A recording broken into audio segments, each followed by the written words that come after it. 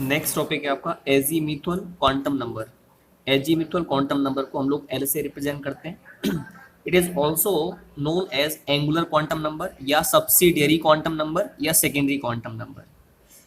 If we want to find out the value of L, it can be predicted out by this formula. That is, value of L will be equal to 0 to n minus 1. One more thing is here कि जो azimuthal quantum number है वो ये बताता है कि electron किसी भी पर्टिकुलर शेल के किस सब शेल में प्रेजेंट है। So it represents the sub shell in which the electron is found.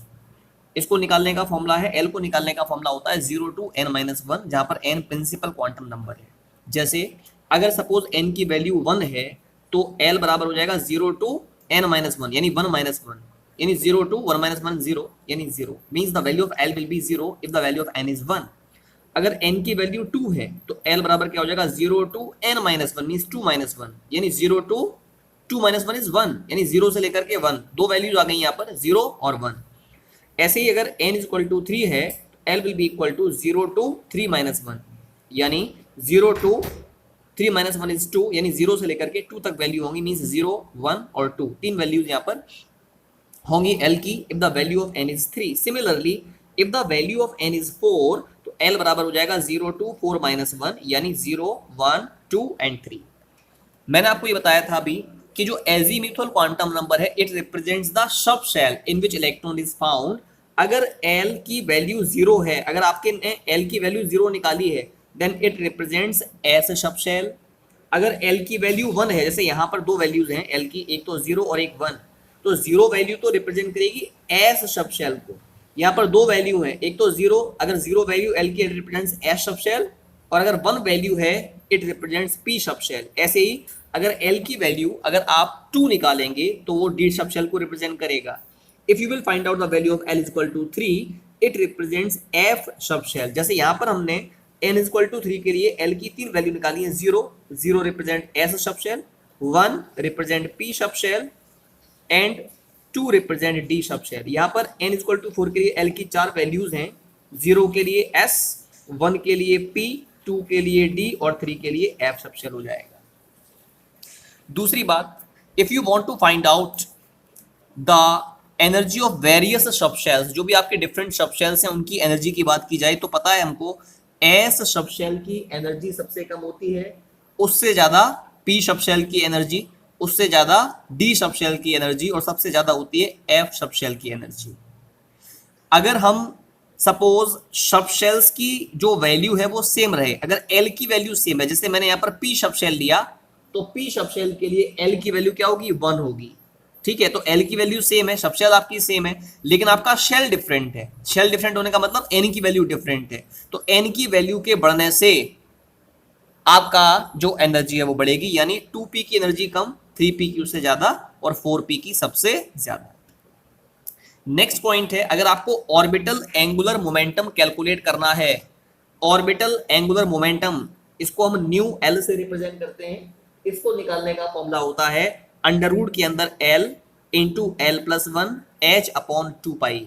जबकि इससे पहले प्रिंसिपल क्वांटम नंबर में हम लोगों ने सिंपल एंगुलर मोमेंटम निकाला था nvr, वो था nh अपॉन 2 पाई। यहां पर फॉर्मूला क्या है, under root l plus 1 into h upon 2 पाई।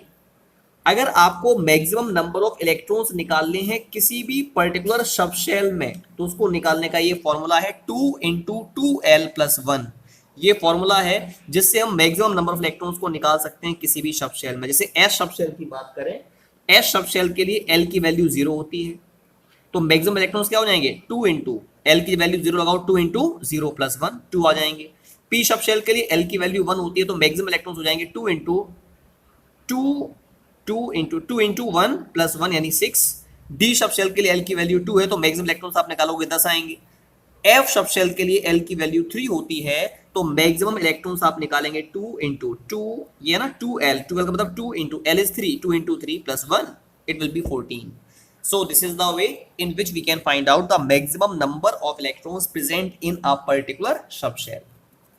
तो ये मैंने यहाँ पर दो क्वांटम नंबर्स डिस्कस किए, पहले किया था प्रिंसिपल क्वांटम नंबर डिस्कस और अब हमने किया है second one azimuthal quantum number discuss. इसके बाद जो नेक्स्ट हमारा टॉपिक है अब वो है आपका मैग्नेटिक क्वांटम नंबर। ये तीसरा क्वांटम नंबर है, ये रिप्रेजेंट करता है कि इलेक्ट्रॉन किस सब शेल के कौन से ऑर्बिटल में प्रेजेंट है। हमें पता है किसी भी एटम में सबसे पहले शेल्स होते हैं न्यूक्लियस के चारों ओर, शेल के अंदर सब शेल्स होते हैं, सब शेल्स के अंदर ऑर्बिटल्स होते हैं और उन ऑर्बिटल्स में इलेक्ट्रॉन्स मूव करते हुए पाए जाते हैं।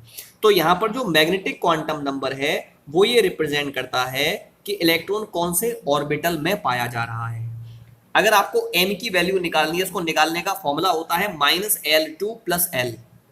अगर आपको टोटल नंबर ऑफ ऑर्बिटल्स निकालने, टोटल नंबर ऑफ ऑर्बिटल्स किसी भी पर्टिकुलर सब शेल में, तो उसको निकालने का फॉर्मूला है 2L + 1। ठीक है, जैसे इसका मैं एक एग्जांपल ले लूं, अगर आपको निकालना है सपोज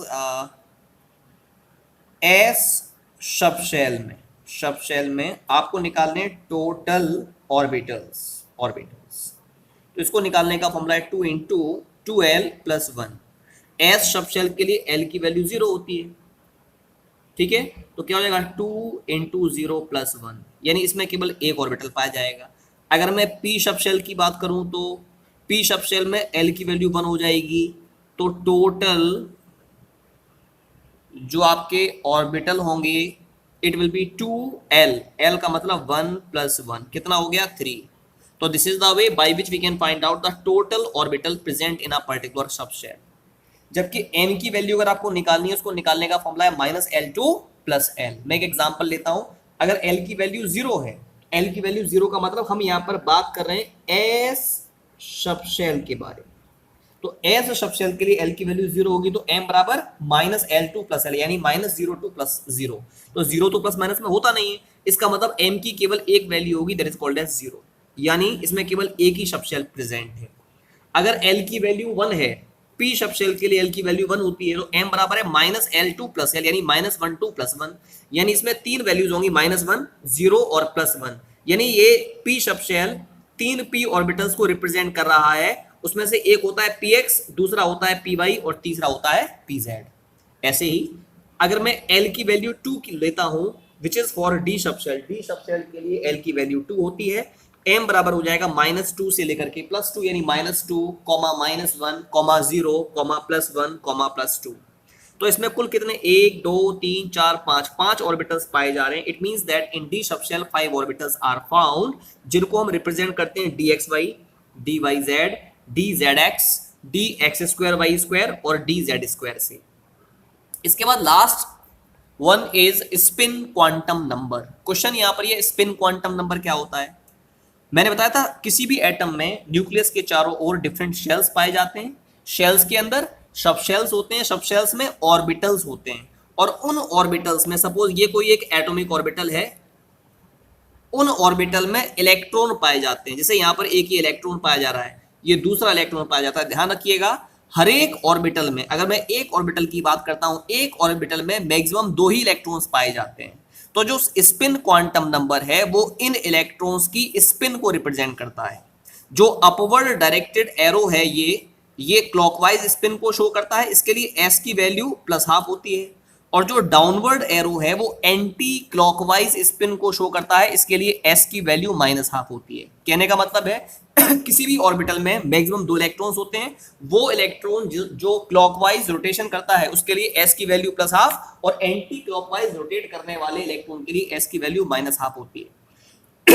जैसे ये कोई इलेक्ट्रॉन है, ये इलेक्ट्रॉन है आपका, ये इसको हमने मैग्नेटिक फील्ड में रखा है, ये मैग्नेटिक फील्ड की लाइंस हैं, ये these are magnetic field lines. तो आपने देखा कि यहाँ पर जो इलेक्ट्रॉन्स है ये क्लॉकवाइज स्पिन को शो कर रहा है, इसके लिए s की वैल्यू क्या होगी, s विल बी +½ यहाँ पर आप देख रहे हैं, यहाँ पर आपका जब मैग्नेटिक ये इलेक्ट्रॉन आपने मैग्नेटिक फील्ड में रखा है, ये एंटी क्लॉकवाइज स्पिन को शो कर रहा है, तो इसके लिए s की वैल्यू क्या है, -½ है। तो कहने का मतलब है s की 2 वैल्यूज पॉसिबल है, क्लॉकवाइज स्पिन के लिए +½ शो करेंगे, s की वैल्यू +½ होगी, और एंटी क्लॉकवाइज स्पिन के लिए s की वैल्यू -½ होती है। क्लॉकवाइज स्पिन को आप अपवर्ड एरो से रिप्रेजेंट करते हैं और एंटी क्लॉकवाइज स्पिन को डाउनवर्ड एरो से रिप्रेजेंट किया जाता है। So this is the way in which we can explain the quantum numbers.